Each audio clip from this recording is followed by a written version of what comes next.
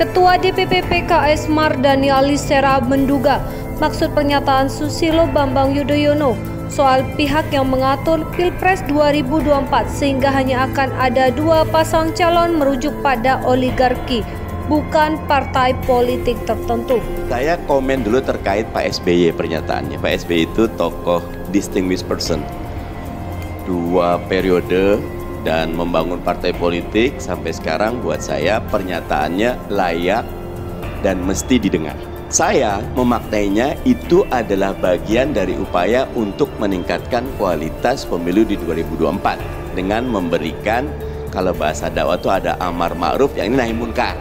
Hati-hati loh, karena data saya begitu. Jadi saya ingin menempatkan bahwa peluang curang ada. Seperti juga sebelum-sebelumnya bisa ada. Tapi kan belum tentu 2024 itu akan ada. Karena itu isunya bagus dibuka.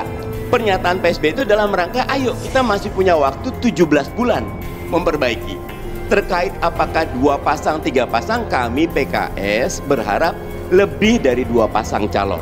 Saya mendengar, mengetahui bahwa ada tanda-tanda pemilu 2024 bisa tidak jujur dan tidak adil dalam pemilihan presiden nanti, yang hanya diinginkan oleh mereka 2 pasangan capres dan cawapres saja yang dikehendaki oleh mereka. Jahat bukan? Menginjak-injak hak rakyat bukan? Pikiran seperti itu batil. Kalau kita teriak politik identitas, tapi tetap 2 pasang calon, berarti kita tidak sayang kepada masyarakat. Karena itu, kami sangat apresiasi KIB.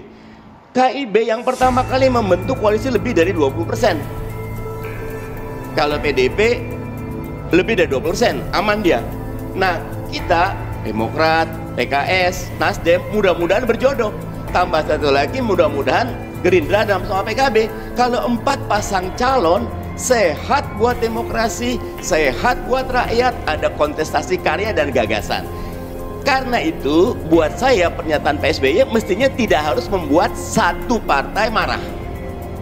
Karena tidak ada spesifik ke partai. Boleh jadi, kalau pandangan saya, itu ke arah oligarki. Tapi soal indikasi kecurangan perlu juga Bang Mardani dijawab oleh mantan komisioner KPU ini, komisioner KPU periode 2001-2007. Bisa jadi arahnya ke oligarki. Oke. Di mana oligarki itu memang lebih enak cuma 2 pasang calon. Karena buat mereka lebih mudah mengelolanya. Ketika lebih dari 2 pasang calon, yang terjadi rumit. Nah, karena itu kita jaga pemilu 2004, lawan kecurangan dari sekarang. Karena memang kalau pelaksanaan pemilu itu dilakukan dengan tidak jujur, tidak adil, maka ini menimbulkan masalah publik. Sebagai pemerintah tentunya harus netral dalam hal ini. Sebagaimana waktu Pak SBY dulu turun dari jabatan sebagai presiden, setelah itu kan ada kontestasi Pilpres antara Pak Jokowi melawan Pak Prabowo Subianto. Di situ Pak SBY cenderung diam, netral. Jadi tidak memihak satu dan yang lainnya. Dan akhirnya terpilih Pak Jokowi. Tetapi sekarang ini ada tanda-tanda yang tidak beres yang mengharuskan Pak SBY turun gunung. Artinya Pak SBY mengawal terkait pemilu di 2024. PKS duga maksud SBY bukan parpol tapi oligarki atur Pilpres 2024. Ketua DPP PKS Mardani Alisera menduga maksud pernyataan Susilo Bambang Yudhoyono soal pihak yang mengatur Pilpres 2024 sehingga hanya akan ada 2 pasang calon merujuk pada oligarki, bukan partai politik tertentu.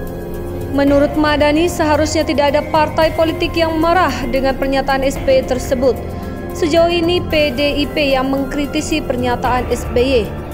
Buat saya, pernyataan Pak SBY mestinya tak membuat satu partai marah, karena tidak ada spesifik ke partai. Boleh jadi itu ke arah oligarki, kata Mardani di TV One.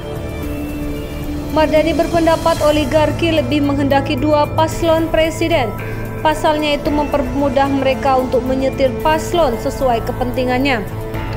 Oligarki itu memang lebih enak dua paslon karena bagi mereka lebih mudah mengelolanya. Ketika lebih dari dua paslon jadi rumit, tuturnya. Mardhani menganggap pernyataan SBY itu harusnya jadi peringatan agar pemilu yang digelar pada 2024 mendatang lebih baik daripada sebelumnya. Sebab dia menyebut potensi kecurangan itu besar, salah satunya berkaitan dengan politik uang. Berdasarkan evaluasi pilkada di 2020, kata Mardhani, politik uang menjadi tren pelanggaran tertinggi. Hal itu juga diungkapkan oleh Dewan Kehormatan Penyelenggara Pemilu. Ini dari DKPP, politik uang ancaman terbesar pilkada serentak di 2020. Ini DKPP, salah satu penyelenggara pemilu, ucap dia. Jadi saya ingin menempatkan bahwa peluang cuang pasti ada, seperti juga sebelum-sebelumnya biasa ada, karena itu isunya bagus. Sementara itu politikus Golkar Maman Abdurrahman menilai tidak ada yang salah dengan pidato Ketua Majelis Partai Demokrat. Soal pemilu di 2024 mendatang bakal tidak adil dan jujur. Menurut Maman, pidato SBY tersebut hanya gimmick dan bagian dari manuver politik menuju pemilu di 2024 mendatang. Dia menyebut hal itu lumrah dilakukan oleh siapapun. Sah-sah saja seorang SBY melakukan manuver politik. Pada saat saya sampaikan juga, teman-teman Demokrat tidak perlu terlalu baper juga, kata Maman di TV One. Kalau kita menganggap itu sebagian dari gimmick politik yang akan dibangun setiap orang, sama halnya dengan partai politik lainnya, imbuhnya. Sebelumnya, Ketua Majelis Tinggi Partai Demokrat Susilo Bambang Yudhoyono mengatakan bakal turun gunung menghadapi pemilu di 2024. Presiden RI ke-6 ini mengaku mendapat informasi penyelenggaraan pesta Demokrat tersebut tidak bisa jujur dan adil.